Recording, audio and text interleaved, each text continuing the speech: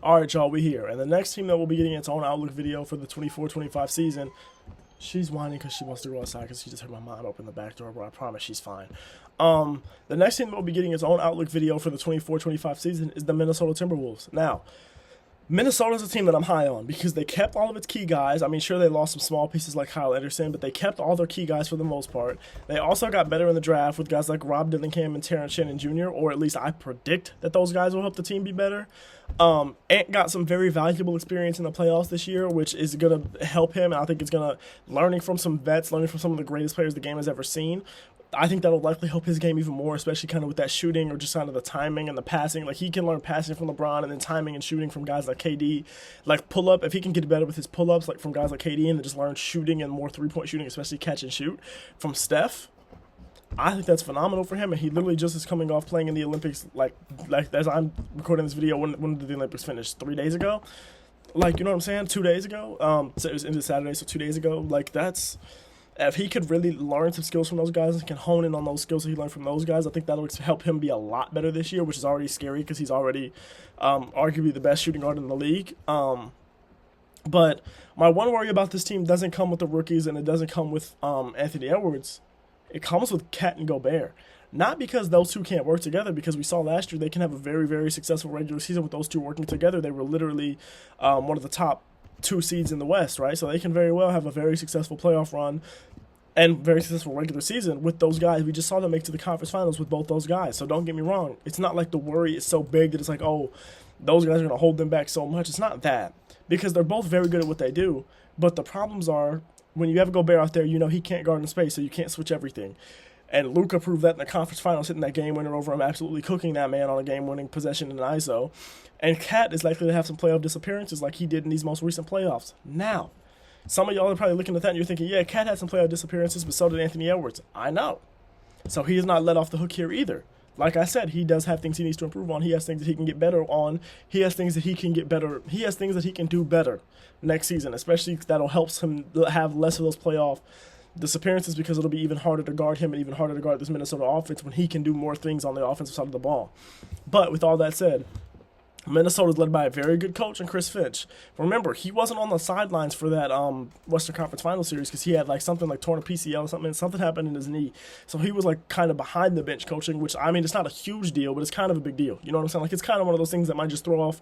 It can throw off enough to where it can just make things kind of awkward. You know what I'm saying? Like, it's like one of those things where it's like, the margins for error are so small when the playoffs come, especially when you're in that conference finals, when you're late in the playoff run, that's one of those things that can really affect the team and kind of affect the playoff run. And then they're also led by a very good young player, Anthony Edwards. This is a team that literally just upset last year in the playoffs, just upset the defending champion Denver Nuggets in a Game 7 on the road in Denver after being down 20 and to make it to the conference finals. So we know that this team can win. The question is just how can they improve to hit that next step of winning?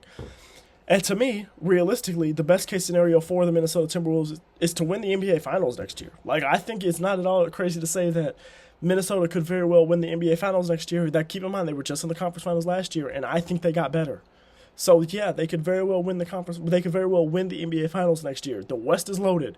But Minnesota doesn't have a lot of key guys that we have to worry about in terms of health, in terms of production, too much, at least not as much as some other teams. And the Wolves are also a squad that have proven they can compete in a deep Western Conference, whereas OKC hasn't proven that yet. OKC didn't make it to the conference finals like Minnesota did. You know what I'm saying? So it's like there are other teams that we see are on the same level or on levels at or around where Minnesota is, because we think on paper that team might be better. Like OKC, I think is the best on paper, is the best team in the West, one of the 2 best teams on the planet on paper. But they haven't done the things in the playoffs that we've seen Minnesota do. They haven't done the things in the playoffs that we've seen Denver do. They haven't done the things in the playoffs that we've seen Dallas do. So it's like we can't sit here and say that, oh, just because the West got better, that means Minnesota's their ceiling is lower, because they also got better. Like, they got better just along with their competition. So the question really is the matchup. Like, can they, you know what I'm saying? Like, it's going to depend on matchups, because if they come against guys that have bigs like Jokic, well, they've proven they can beat them. Right now, it was tough. They almost blew a 2-0 series lead, but they've proven they can beat them. They've proven they can come back from down 20 in a Game 7 on the road with no momentum in their favor. after Anthony Edwards was having a stinker in that game, and then in the fourth quarter said, I'm about to get in my bag, and guess what he did? Got in his bag. And they won the game. He led the comeback. Like, you know what I'm saying? So it's like we know that no matter what the matchup is, these guys can show up for at least four of 7 games on a series at the biggest stages, because even if your guys show up in one game, if the other team has all their guys show up, you could still lose. So that's what I'm saying, at least 4 of 7 games. But, like, they can do this. Like, they're a team that we have seen do this. They're a team that we know can do this. They're a team that, no matter the matchup, we think can win because they have length. They have guys like Jaden McDaniels and Nickeil Alexander-Walker, who's coming off the bench, and they have guys on the they have a two-way guy in Anthony Edwards. They have a guy like Cat, who's not a slouch on defense. They have a guy like Rudy Gobert, who's a 4-time DPOY for a reason. They have Mike Conley, who's that vet, who's that true point guard that they need. They got Rob Dillingham to come off the bench to play some more point guard minutes, so that way Ant doesn't have to play as many point guard minutes. Like, they can do this, bro. They are a good team, and I think that their ceiling is just as high, as actually higher going into this season than it was going into last season, because last year a lot of people didn't see them making it to the conference finals.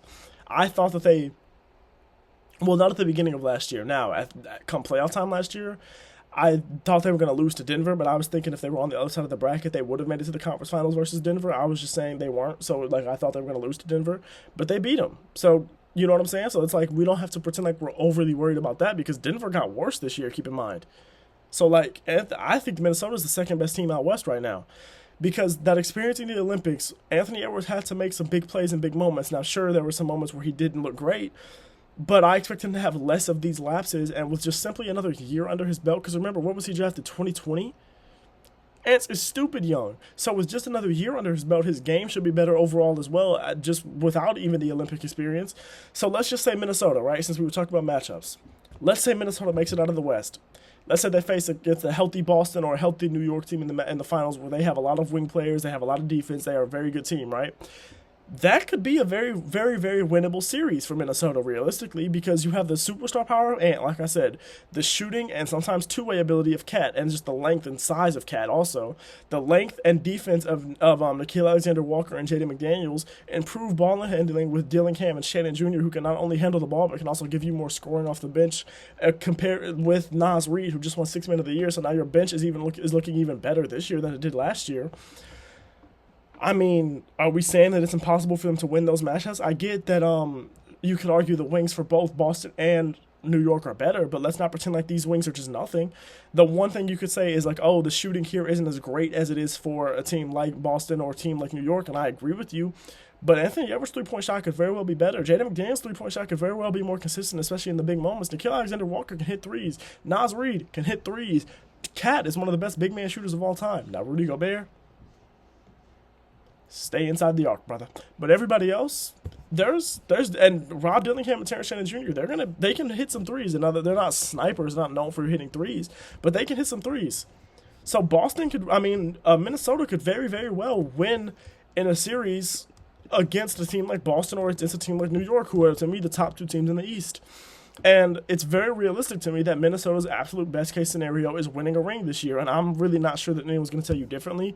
But if they do, I'm willing to disagree with them, because I genuinely think that this team is the second-best team out west, and I think that this team, especially given that they're more proven in the playoffs, could very well win the Western Conference. Like, are we saying if they go up against OKC, they go up against Dallas, you don't think they can win? I do.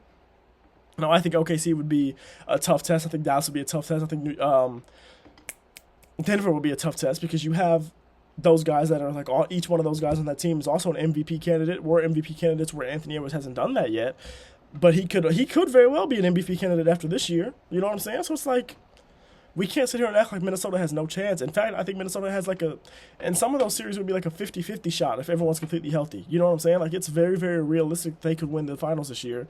And like, as y'all can tell, I have concerns about this team. No team is perfect, though. So it's like I have concerns about every team. Like, if you want to, like, hey, what if Jason Tatum is even worse in the finals this year than he was last year if they make it to the finals? What if Drew Holiday or Kristaps Porzingis or Al Horford or someone gets injured? What if Jalen Brunson doesn't do what he did last year? What if Julius Randle doesn't fit with the Knicks? What if OKC isn't ready for a deep playoff run yet? What if Dallas really is worse? What if Denver really is worse?